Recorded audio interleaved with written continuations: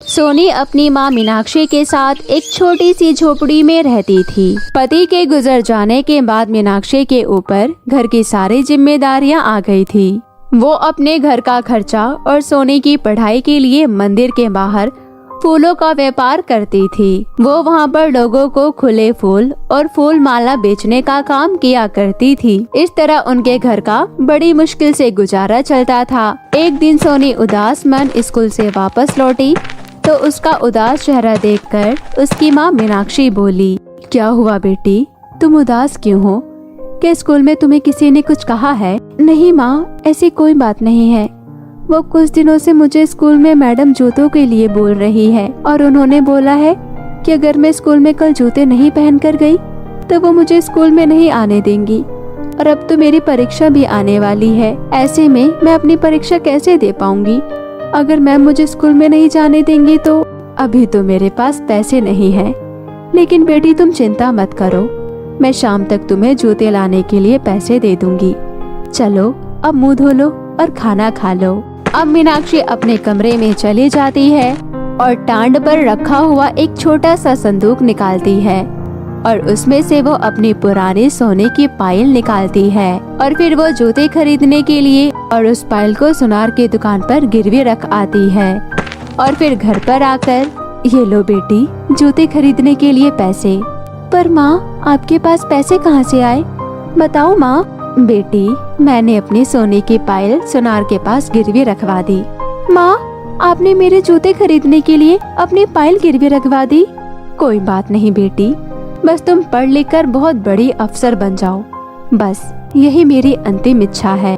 अब देखना माँ, मैं पढ़ लिख कर बहुत बड़ी अफसर बनकर दिखाऊंगी और आपको कभी भी किसी चीज की कोई कमी नहीं होने दूंगी। इतना कहकर सोनी पैसे लेकर बाजार से अपने जूते लेने के लिए जा रही होती है। वो जूते खरीदने जा रही होती है, तभी एक छोटी उम्र का लड़का अपना मुंह बांधे उसके पीछे आया और सोनी के हाथ से सारे पैसे छीनकर भाग गया। सोनी ने काफी दूर तक उस बदमाश का पीछा किया, लेकिन वो काफी दूर भाग गया था। ये सब देखकर सोनी जोर जोर से रोने लगी और बोलने लगी, अब मैं क्या करूं? अब मैं जूते कैसे खरीदूंगी? माँ ने अपनी पायल गिरवी रखकर मुझे पैसे दिए थे। अब मैं माँ का सपना कैसे पूरा करूंगी? मैं माँ को क्या जवाब दूंगी? ये कहते हुए सोनी रोए जा रही थी। उस बदमाश का पीछा करते करते सोनी को पता ही नहीं चला कि वो जंगल के काफी अंदर पहुंच गई। अरे, ये मैं कहाँ आ गई? मुझे तो इस जंगल से बाहर जाने का कोई रास्ता भी नजर नहीं आ रहा। तभी सोनी को अपने से दूर एक छोटा सा घर दिखाई दिया। अरे, इतने घने जंगल में यहाँ किसका घर है? चलो चलकर देखती हूँ, और मुझे तो प्यास भी लग रही है। इतना बोलकर सोनी उस छोटी सी झोपड़ी की ओर जाने लगी। वो बाहर से दिखने में एक छोटी सी पुरानी मामूली झोपड़ी लग रही थी। सोनी ने जैसे ही उस झोपड़ी के दरवाजे पर हाथ रखा तो वो दरवाजा खुला हुआ था। अरे, इस घर का दरवाजा तो खुला हुआ है, चलो अंदर चलकर देखती हूँ। ये बोलकर सोनी अंदर गई। सोनी ने अंदर जाकर देखा कि वहाँ बहुत सारा तरह तरह का सामान रखा हुआ था। जैसे ही सोनी ने वहाँ के सामानों को हाथ लगाने की कोशिश करी, तभी उसे पीछे से एक आवाज सुनाई दी। रुक जाओ लड़की, खबरदार, अगर किसी भी चीज को हाथ लगाया तो। चलो अब बताओ, कौन हो तुम और बिना परमिशन के मेरे घर में कैसे आई? मैं आपसे क्षमा चाहती हूँ कि मैं आपसे बिना पूछे आपके घर में आई। मैं चलते चलते इस जंगल के काफी अंदर आ गई थी और मैं बहुत थक भी गई थी और मुझे प्यास भी लग गई थी, इसलिए मैं यहाँ आ गई। सोनी की इतनी बात सुनकर वो जादूगरनी सोनी के सामने आ जाती है और वो जादूगरनी जैसे ही अपनी जादुई छड़ी घुमाती है, वैसे ही सोनी के हाथ में पानी से भरा गिलास आ जाता है। अरे लड़की, तुम यहाँ क्यों आई हो? क्या तुम्हें इस जंगल के बारे में कुछ पता नहीं? सभी लोग यहाँ आने से डरते हैं, तुम्हें जंगल में आने से बिल्कुल भी डर नहीं लगा? वो दरअसल मैं यहाँ जानबूझकर नहीं आई। मुझे मेरी माँ ने जूते लाने के लिए पैसे दिए थे, लेकिन एक बदमाश मेरे सारे पैसे छीनकर भाग गया। उसी बदमाशों का पीछा करते करते मैं यहाँ तक आ पहुँची, लेकिन मैं घर जाकर माँ को क्या कहूँगी? माँ मेरी पढ़ाई लिखाई के लिए दिन रात मेहनत करती है। अब मैं माँ को क्या जवाब दूंगी? माँ के सपनों को कैसे पूरा कर पाऊंगी? ऐसा कहते हुए सोनी रोने लगी। सोनी की सारी बातें सुन और फिर उसे रोता हुआ देख जादूगरनी को उस पर दया आ गई। तभी वो बोली, तुम्हें पता है, बचपन में मुझे भी पढ़ना लिखना बहुत अच्छा लगता था, लेकिन गरीबी की वजह से मैं पढ़ नहीं पाई। फिर मैंने हमारे गांव की काली पहाड़ी के पीछे एक बड़ी बूढ़ी जादूगरनी से जादू सीखकर जादूगरनी बन गई। तुम्हें देखकर अब मुझे मेरे बचपन के दिन याद आ गए, इसलिए अब मैं तुम्हारी मदद करूंगी। तुम फिक्र मत करो बेटी। अब तुम बहुत अच्छी जादूगरनी हो, फिर भी लोग आपसे क्यों डरते हैं भला? क्योंकि यहाँ के गांव वाले गलत सोचते हैं। गांव वालों को ये लगता है कि मैं कोई काला जादू करती हूँ। इसी डर से उन लोगों ने मुझे गांव से बाहर निकाल दिया, इसलिए मैं यहाँ पर अकेली इस जंगल में रहती हूँ। लेकिन अब तुम चिंता मत करो, अब मैं तुम्हारी सारी परेशानी दूर कर दूंगी। ये कहकर जादूगरनी ने अपनी जादुई छड़ी घुमाई और सोनी के हाथों में एक लिपस्टिक आ गई। सोनी, ये जादुई लिपस्टिक है। इस लिपस्टिक को तुम हमेशा अपने पास रखना और हमेशा लगाए रखना। इसे लगाकर तुम जो भी अपनी इच्छा जाहिर करोगी, ये लिपस्टिक तुम्हारी हर वो इच्छा हमेशा पूरी करेगी। जादूगरनी की बात सुनकर सोनी बहुत खुश हो गई। जादूगरनी का धन्यवाद करके सोनी ने वो लिपस्टिक तुरंत लगा ली और बोली, हे जादू लिपस्टिक, मुझे जल्दी से मेरे घर पहुंचा दो। इतना बोलते ही सोनी अपनी पलक झपकते ही जादुई लिपस्टिक की मदद से अपने घर पहुंच गई। घर पहुंचकर सोनी ने अपनी माँ को सारी बात बताई। सारी बातें सुनकर उसकी माँ ने सोनी पर विश्वास नहीं किया। लगता है माँ, आपको मेरी बातों पर विश्वास नहीं हो रहा।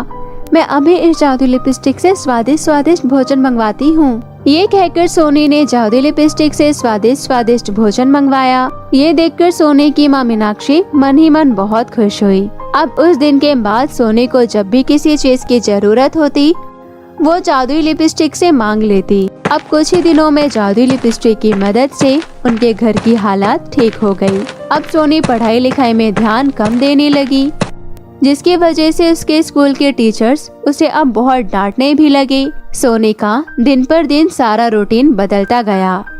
अब वो अपनी पढ़ाई पर तो जैसे मानो बिल्कुल भी ध्यान देना छोड़ चुकी थी। ऐसे ही एक दिन वो अपनी कुछ सहेलियों के साथ घर के पीछे वाले खेत में खेल रही थी। खेलते खेलते सोनी गलती से वहाँ गिर गई।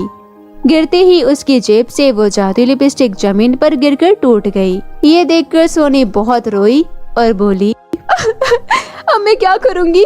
मेरी जादू लिपस्टिक तो टूट गई। अब अगर मुझे किसी भी चीज की जरूरत होगी तो वो मैं कैसे पूरी करूँगी? सोनी रोते रोते दुखी मन से अपने घर वापस चली गई और ऐसे ही कुछ दिन बीत गए। सोनी अब अक्सर हमेशा खोई खोई सी रहने लगी। उसे अब कुछ भी अच्छा नहीं लग रहा था। अब तो स्कूल जाना भी उसने बहुत कम कर दिया था। अपनी माँ के समझाने पर भी सोनी ने अपनी माँ की सारी बातों को अनसुना कर दिया। ऐसे ही एक दिन माँ की बहुत डांट खाने के बाद सोनी उदास मन से उसी पीछे वाले खेत में गई। उसने वहां जाकर देखा कि उस जमीन पर खूब सारे लिपस्टिक चमचमा रही थी। ये देखकर सोनी चौंक गई। तभी वहां पर एक जादूगरनी आ गई और वो बोली, सोनी, ये अब एक जादुई लिपस्टिक का खेत है। मैंने ही उस दिन अपने जादू से तुम्हारी जादुई लिपस्टिक तोड़ दी थी।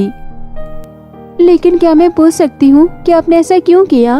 क्योंकि जादुई लिपस्टिक मिल जाने के बाद तुम तो पूरी तरह से उस पर निर्भर हो गई थी और तुम अपना कर्तव्य से बहुत ही पीछे हो गई थी।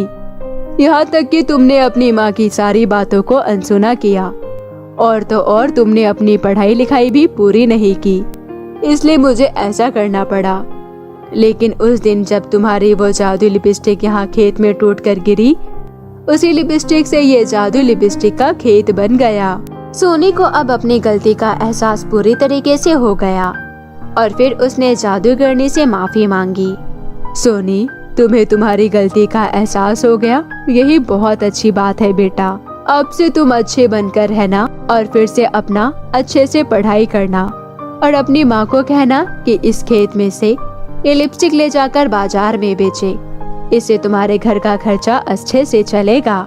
जी जादूगरनी जी, आपका बहुत बहुत धन्यवाद। इतना कहकर वो जादूगरनी वहाँ से चली गई और अब सोनी भी मन लगाकर अपनी पढ़ाई करने लगी और अब उसकी जिंदगी पूरे तरीके से बदल चुकी थी। जादुई फेस वॉश। रामपुर नगर में एक बहुत गरीब लड़की रहती थी जिसका नाम सुधा था। वो बहुत ही गरीब थी। उसका एक बहुत ही प्यारा दोस्त था लोकेश। वो हर सुख दुख में हमेशा सुधा के साथ ही रहा करता था और वो उसको मन ही मन पसंद भी करता था। पर सुधा का बचपन से एक ही सपना था कि उसकी शादी किसी राजघराने में हो, किसी राजकुमार के साथ हो। सुधा, चलो कुछ फल सब्जियां लेकर आते हैं खेत से। लोकेश सुनो, अब ये सब काम मुझसे नहीं होने वाला है। जल्दी मेरे सपनों का राजकुमार मुझे लेने आ रहा है। अच्छा, लगता है कि तूने फिर से सपना देख लिया। सुधा, तू कभी नहीं सुधरेगी। बैठ ही रह अपने सपनों के राजकुमार के साथ। चल, कोई बात नहीं, तू आराम कर, मैं तेरे लिए कुछ फल सब्जियां लेकर आता हूँ। इतना बोलकर लोकेश वहाँ से चला जाता है। सुधा शाम को बाजार अकेली ही निकल जाती है और जब वो बाजार से घूमकर वापस आ रही होती है तभी उसको एक जादूगरनी मिलती है। जादूगरनी जी, आप इतनी बड़ी जादूगरनी हैं, तो क्या आप मेरा भाग्य बदल सकती हैं? मैं गरीब घर से हूँ पर मुझे मेरा सपना पूरा करना है। हाँ, बताओ अपना सपना, मैं जादू से तुम्हारा सपना पूरा कर दूंगी। मेरी शादी किसी राजकुमार से हो और मैं किसी राजघराने में जाऊं, ये मेरा सपना है। क्या आप इसको पूरा कर सकोगी? तुम्हारे हाथों की रेखा बहुत ही तेज है। तुम जल्दी एक बहुत बड़े राजघराने में पहुंचने वाली हो और रानी बनने वाली हो, जहां तुम्हें तुम्हारे सपनों का राजकुमार भी मिलेगा और रानी बनने में तुम्हें मेरा ये जादुई फेस वॉश काम आएगा। ये लो, ये जादुई फेस वॉश है। जब भी तुम्हें कोई राजकुमार दिखे तो तुम इस फेस वॉश से अपना मुंह धो लेना। वो तुम्हें देखते ही तुम्हें पसंद कर लेगा। पर ध्यान रहे, इस फेस वॉश का जादू रात 12 बजे तक ही काम करेगा। आपका बहुत बहुत धन्यवाद जादूगरनी जी, ये रहे आपके पैसे। और सुधा वहाँ से खुशी खुशी अपने घर आ जाती है। सुधा अपने आंगन में लगे पौधों को पानी दे रही थी। तभी वहाँ लोकेश आता है और कहता है, क्या बात है सुधा, आज तो सुबह से तेरा अता पता नहीं है। ना तो तू मुझसे मिलने आई और ना ही मुझसे बात की। जान सकता हूँ इसकी वजह? लोकेश, मैं बहुत जल्दी रानी बनने वाली हूँ। मुझे लेने जल्दी मेरा राजकुमार आने वाला है। तेरी तबीयत तो ठीक है ना सुधा? तू कैसी बहकी बहकी बातें कर रही है? तेरा दिमाग तो ठीक है ना? कहाँ तू और कहाँ वह राजकुमार? तू ऐसे ही बिना किसी को जाने पहचाने उसे शादी कर लेगी? अगर तेरे सपनों का राजकुमार बुरा हुआ तो? तभी गांव में राजे के महल का सिपाही आता है और कहता है, सुनो सुनो सुनो, गांव के सभी लोग ध्यान से सुनो। कल महल में सभा का आयोजन किया गया है। इस सभा में जो भी लड़की राजकुमार को सबसे अधिक प्रिय लगेगी, राजकुमार उसी से विवाह करेंगे। इसलिए सभी लड़कियां सभा में जरूर पधारे। आसपास खड़ी लड़कियां आपस में बातें करती है। अरे वाह, इतना अच्छा मौका मिला है हमें सभा में जाने का और राजकुमार हमें पसंद करेंगे। देखना, राजकुमार मुझे ही पसंद करेंगे और मैं ही बनूंगी राजकुमारी। तुमसे ज्यादा तो मैं सुंदर हूँ। तुम देखती रह जाओगी और राजकुमार मुझे पसंद कर लेंगे और मैं बनूंगी राजकुमारी। लड़कियां आपस में ये बातें कर ही रही थी कि तभी सुधा लोकेश से बोलती है, देखा, उस जादूगरनी ने बिल्कुल सही कहा था। उसकी बातें बिल्कुल सच हो गई। लोकेश, ये मौका मैं हाथ से नहीं जाने दे सकती। मैं वहाँ जरूर जाऊंगी। सुधा, क्या तुम्हें पक्का यकीन है कि राजकुमार उस भव्य समारोह में तुम्हें ही पसंद करेगा? हाँ, मेरे पास एक ऐसी चीज है जिससे राजकुमार मुझसे आकर्षित हो जाएंगे और मुझे ही पसंद करेंगे। इतना सुन लोकेश निराश हो जाता है और उसका दिल बैठ जाता है और मन में सोचता है, क्या हुआ सुधा, अगर मुझसे प्यार नहीं करती तो मैं उसको खुश देखकर ही खुश हूँ। क्या हुआ लोकेश, क्या सोच रहे हो? अरे, मेरे पास तो कोई सुंदर गाउन नहीं है। अब मैं महल में क्या पहन कर जाऊंगी? अच्छा, मैं चलती हूँ, मुझे सभा में जाने की और भी तैयारियाँ करनी है। फिर सुधा घर आ जाती है और उदास होकर बैठ जाती है। तभी लोकेश भी वहाँ आता है। ये सब तुम लेकर आई हो? ये तो बहुत ही खूबसूरत गाउन है। तुमने मेरी सबसे बड़ी चिंता दूर कर दी। तुम सच में मेरे बहुत अच्छे दोस्त हो। Thank you Lokesh. सुधा जल्दी से जाकर उस गाउन और जूती को पहन लेती है और लोकेश के पास जाकर बोलती है, ये देखो, मैं कितनी सुंदर लग रही हूँ ना? तुम्हारा बहुत बहुत धन्यवाद। ये ड्रेस बहुत ही प्यारी है। अब मैं चलती हूँ। अगर मैं राजकुमारी बन गई तो मैं तुम्हें कभी नहीं भूलूंगी। अपना ख्याल रखना लोकेश, बाय बाय। इतना बोलकर सुधा वहाँ से चली जाती है और लोकेश उसे दूर से देखता रह जाता है। यह मुझे क्या हो रहा है? आज सुधा खुश है तो मुझे गुस्सा क्यों आ रहा है? मुझे इतना अकेला और दुख क्यों महसूस हो रहा है? सुधा फेस वॉश से अपना मुंह धोकर उस महल में पहुंच जाती है। फेस वॉश से मुंह धोने से उसके चेहरे पर निखार आ जाता है और वो बहुत सुंदर लगती है और उसमें से बहुत ही अच्छी खुशबू आ रही थी और वो महल में जाने लगती है। तभी महल में आए कुछ बिगड़ी लड़कियां उसका मजाक उड़ाने लगती है। अरे क्या चमेली के तेल लगा कर आई है? और तभी उनमें से एक लड़की उसके ऊपर जानबूझकर शरबत गिरा देती है। ये सब देखकर सुधा बोलती है, अरे ये क्या बदतमीजी है? ये क्या किया तुमने पागल लड़की? ये तो बस शुरुआत है लड़की, आगे आगे देखो होता है क्या। और चुपचाप से यहाँ से चली जाओ वरना हम तुम्हारा वो हाल करेंगे कि तुम सपने में भी नहीं सोच सकती। सुधा रोने लगती है। ड्रेस खराब होने की वजह से वो रोते रोते महल से बाहर की ओर जा रही होती है कि तभी उसकी टक्कर राजकुमार से होती है और राजकुमार सुधा को देखकर कहते हैं, हेलो, तुम ठीक तो हो? हाँ मैं ठीक हूँ, बस मेरे ड्रेस पर शरबत गिर गया था। तुम कितनी सुंदर हो, तुम्हारे में से कितनी अच्छी खुशबू आ रही है। मन कर रहा है कि मैं बस तुम्हें देखता ही रहूं और तुम्हारे आसपास ही रहूं। वैसे मैं ही हूँ राजकुमार भरत ठाकुर, क्या तुम मेरे साथ डांस करोगी? ये तो मेरा सौभाग्य है राजकुमार, मैं बहुत ही खुश हूँ कि मुझे आपके साथ डांस करने का मौका मिल रहा है। और फिर राजकुमार भरत और सुधा डांस करते हैं और बहुत एंजॉय करते हैं। तुम बहुत अच्छी लड़की हो और तुम मुझे बहुत पसंद आई हो और ये आकर्षित खुशबू मुझे बहुत पसंद आई। मुझे लगता है कि तुम ही वह प्यारी लड़की हो जिसके साथ मैं अपना जीवन बिता सकता हूँ। क्या तुम मुझे अपना नाम बता सकती हो?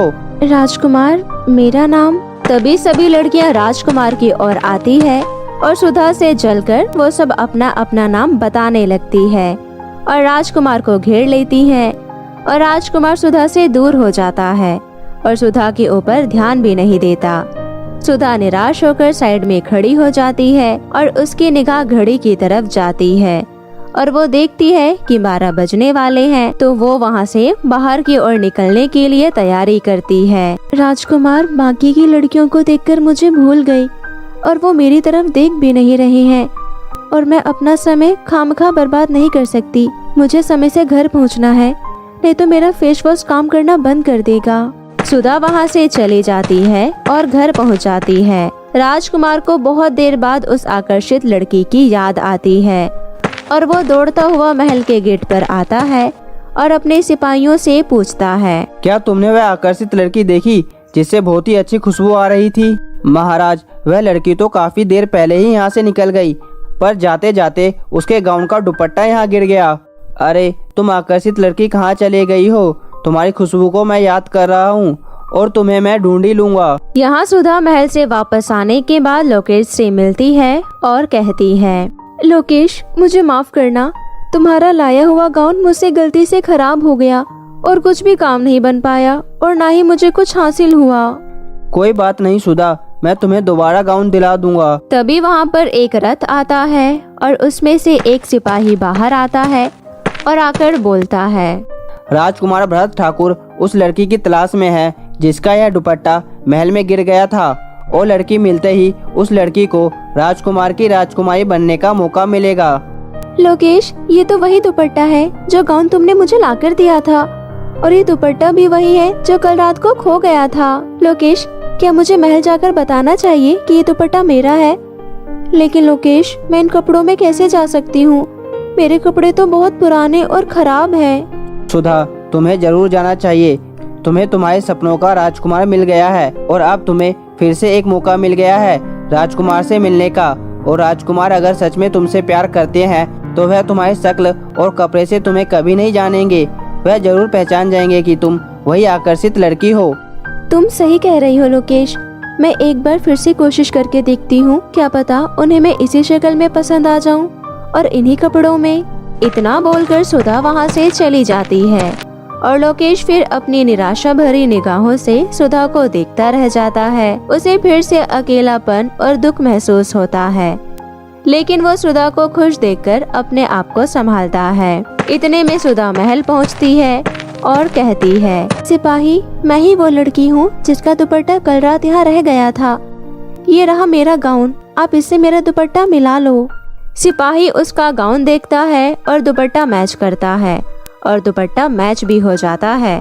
सुधा बहुत खुश थी। तभी राजकुमार भरत ठाकुर आता है और वो सुधा को धक्का दे देता है और बोलता है, यह इतनी गरीब लड़की कल रात वाली इतनी सुंदर नहीं हो सकती। इसके पास ना तो अच्छे कपड़े हैं और ना ही इसमें से खुशबू आ रही है और ना ही यह इतनी आकर्षित दिख रही है जितना कि कल रात वाली लड़की दिख रही थी।